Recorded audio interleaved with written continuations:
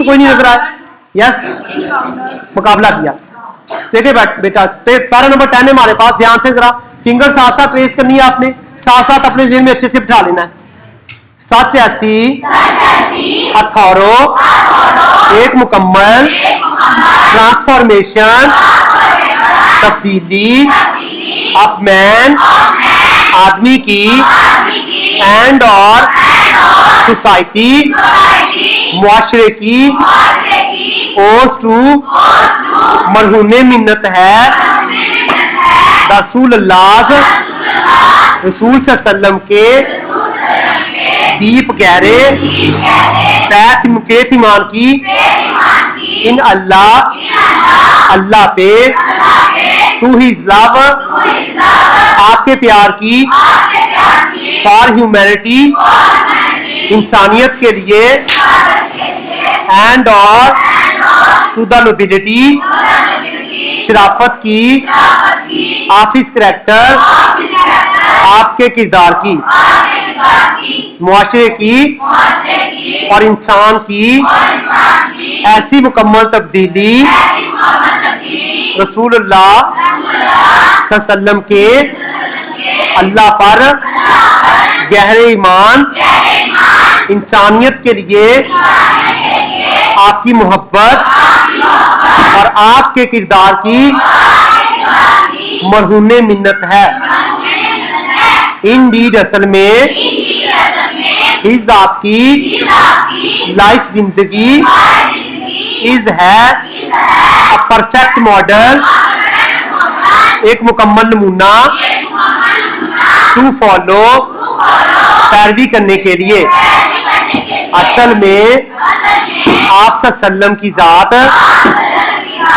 पैरवी करने के लिए एक मुकम्मल नमूना है। आप उस्ताद हैं तो आपके लिए अल्लाह की रसूल की जात जो है ना वो बेहतरीन नमूना है कि आपने उस्तादी कैसे करनी है। अगर आप जज बन गए हैं तो अल्लाह के रसूल की जात आपके लिए बेहतरीन नमूना है कि आपने जज के जो फराइज है वो कैसे अदा करने हैं। अगर आप इमाम बन गए हैं तो आका सल्लम की जात आपके लिए बेहतरीन नमूना है कि अपने इमाम कैसे बनना है।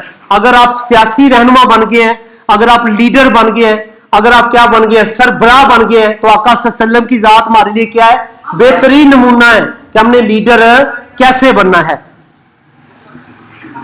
इन रिप्लाई अच्छा एक पीछे रह गया, हाँ ये हो गया नहीं, इन रिप्लाई तो नहीं हो बेटा, क्या हो गया?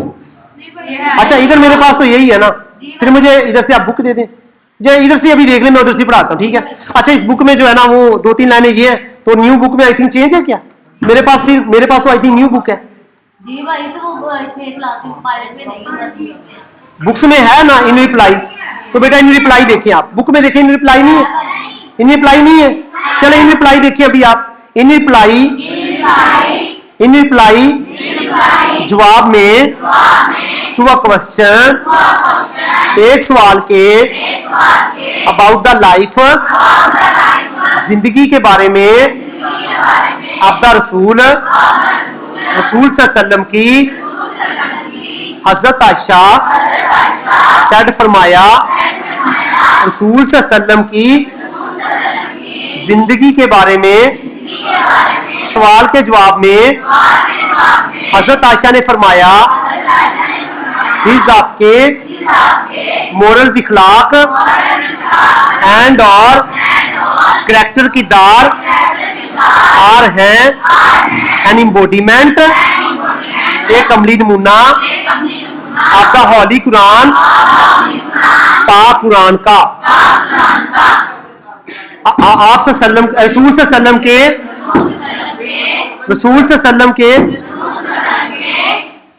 सल्लम के जिंदगी के बारे में सवाल के जवाब में हजरत आयशा ने फरमाया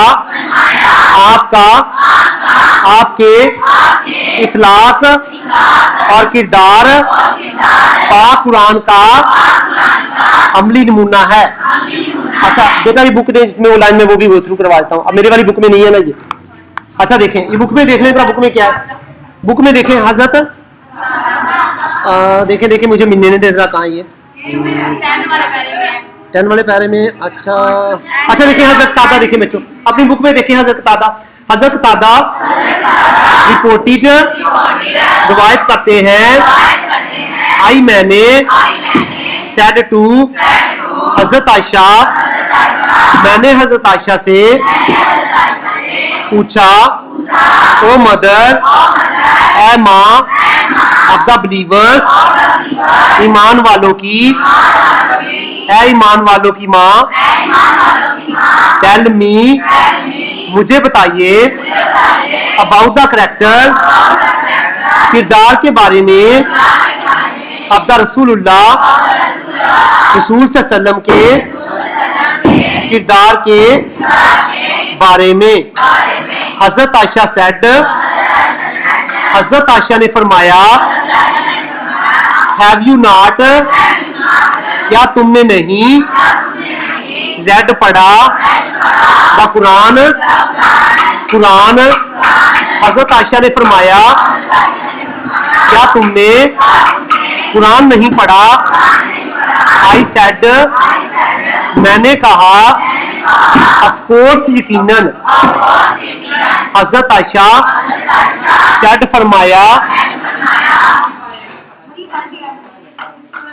हिज आपके मोरल्स, इखलाक एंड और करैक्टर किरदार आर हैं एन एम्बॉडीमेंट, एक अमली नमूना ऑफ द हॉली कुरान, पाक कुरान का, द फाइनल वर्ड, आखिरी अल्फाज, अबाउट द सेवियर, निजात दहिंदा के बारे में, ऑफ मैन काइंड, इंसानियत के, इन द हॉली कुरान, पाक कुरान के, इज हैं।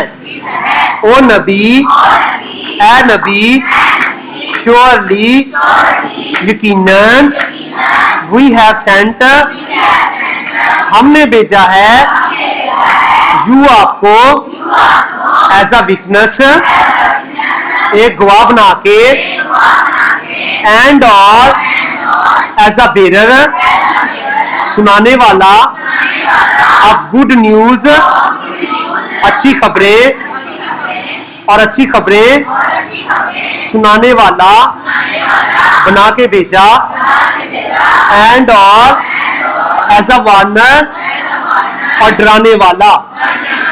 ए नबी, यकीनन हमने आपको गवाह बनाकर और खुशखबरी सुनाने वाला और डराने वाला बना के भेजा, एंड और एज द वन, इनवाइटिंग, दावत देने वाला, टू अल्लाह, अल्लाह की तरफ, बाय हिज परमिशन, उसकी इजाजत से, और अल्लाह की इजाजत से उसकी तरफ दावत देने वाला बना के भेजा, एंड और as a light giving, torch, और एक रोशन चिराग बना के भेजा। अच्छा बेटा, नीचे कुछ ना वर्ड्स दिए हुए हैं, मीनिंग दिए हुए हैं, सिनोनिम देख रहे, कुछ इंपॉर्टेंट है एग्जाम में, आपको पता है सिनोनिम्स आते हैं आपके पास।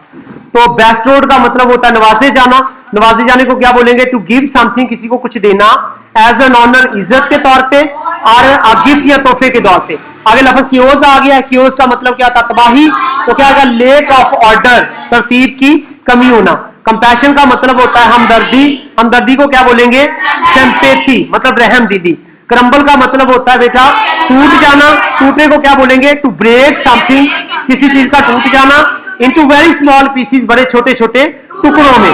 डैजलिंग कहते हैं आंखों को चंदिया देने वाली, आंखों को चंदिया देने वाली रोशनी। तो क्या आ जाएगा? ऑफ लाइट, रोशनी की। सो ब्राइट, इतनी चमकदार है, that you can not see for a short time, कि आप मुख्तसर अरसे के लिए देख नहीं पाते। और डिमोलिश का मतलब होता है तबाह करना, तबाह करने को क्या बोलते हैं? डिस्ट्रॉय। और डेलिमा का मतलब होता है परेशानी, परेशानी को क्या बोलते हैं? अ सिचुएशन, एक सूरत हाल दैट मेक्स, जो बनाती है प्रॉब्लम्स, मसाइल।